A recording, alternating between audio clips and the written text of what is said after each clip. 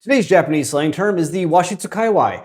This is a combination of washitsu, which is a Japanese style room with like tatami mats and stuff, and a kaiwai. Yes, we've talked about kaiwais before, we're talking about kaiwais again, more kaiwais for the kaiwai god, more kaiwais for the kaiwai throne. But remember that while kaiwai can refer to like a fandom, it is not always that, because a kaiwai is just like a loosely knit group of doers. They don't even have to enjoy it, and you can be put into a kaiwai that you don't want to be in, and that's very much the case here. Washitsu kaiwai was developed as a term to mock people on the internet, specifically people on TikTok. Because in its initial uses, washitsu kaiwai was used to refer to people that are posting videos of themselves online in their washitsu, and they just look like normal people in a room that is clearly not designed for, or even necessarily cleaned up for, making a video. That is, rather than having like makeup or good lighting. Oh, wait. The person who is usually just average or normal looking just has their phone in front of their face and is just trying a video out, and the room behind them is unremarkable or even a little bit dirty. Here's an example where somebody was posting a video of themselves dressed up as an Elden Ring character, and they honestly did a really good job doing the motion capture for that Elden Ring character. Because they're like a balding, nondescript guy, because their room is literally just like a lived-in room and hasn't been cleaned up, it gets called a washitsu kaiwai. Likewise, this post here was on Twitter, and was just a video of a bunch of people, again, just normal looking people, but not like really attractive people, really attractive models, etc., in rooms that probably could have done with a little bit of cleanup, putting videos of themselves on the internet, and then being made fun of for that by being called part of the washitsu kaiwai. That said, more recently, washitsu kaiwai has evolved a bit as people are starting to use it as kind of like a, oh look, here's me in my natural state. Here's a glimpse into my real life kind of thing. Like this person here uses washitsu kaiwai and like the room is clearly clean, but it's just like a hotel room. And they blur their face, but that's not to hide that they're like normal looking. It's just for privacy purposes, but they call their own post the washitsu kaiwai. So rather than saying, look at me, I'm average looking and here's my dingy room, it's more of a, hey, check it out. You're seeing me in the authentic version kind of thing. Or like, here's another result that came up of a AI woman, and like the woman is clearly wearing makeup and she's in a room which is clearly not dirty, but she's not wearing makeup because she doesn't exist. The room also doesn't exist, so it's not dirty or clean. It's non-existent.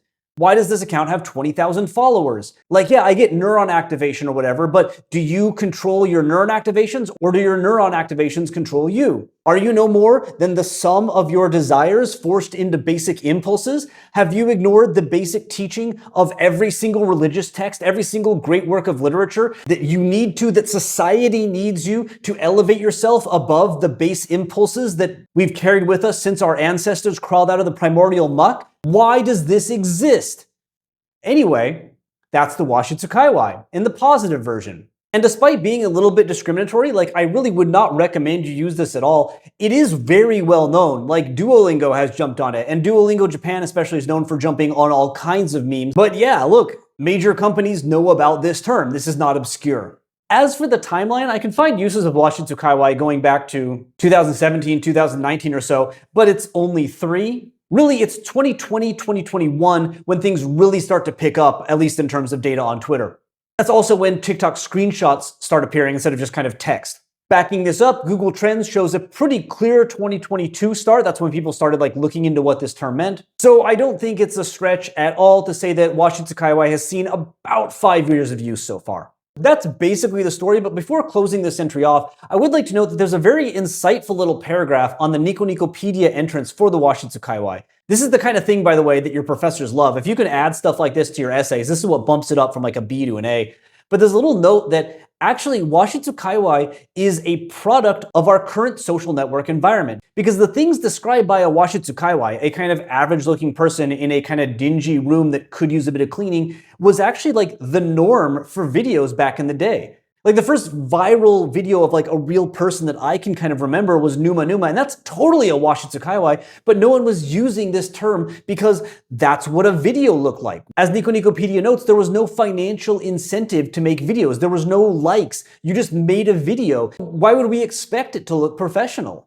If you were an amateur making a video, it was gonna be a washitsu kaiwai style video. As video networks have become more linked to our social world, to our daily world, and as the know-how for making videos has spread from like professionals to the average people, like some random professor that's way out of date can easily get a ring light and a microphone and figure out how to use CapCut, our standards for what like an amateur video have increased, and it is because of that that we have entered a context where a word like washitsu kaiwai could not only exist, but exist as a form of criticism. It's a big insight, and I personally don't usually expect insights like this from Nico Nicopedia, so I just want to say, like, whoever anonymous person you are that wrote that, that's really thoughtful. Like, congrats, you have passed peer review, well done. And so while I don't think washitsu kaiwai is a word that you should ever use, it is a word you should know, and it is a word that is interesting in that it reflects actual changes in what the norm is for videos online. Anyway, thank you for joining this little washitsu kaiwai, and I'll see you in the next video, which chances are will probably be another kaiwai.